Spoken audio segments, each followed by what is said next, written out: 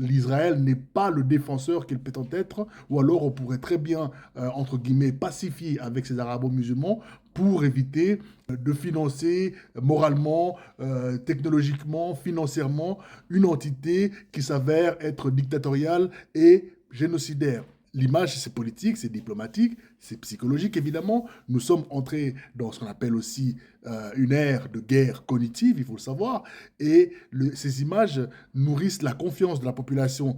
Or, l'image dans les guerres modernes, dans les guerres cognitives, participe de la confiance de la population. Les images impressionnent les adversaires, les images rassurent les alliés.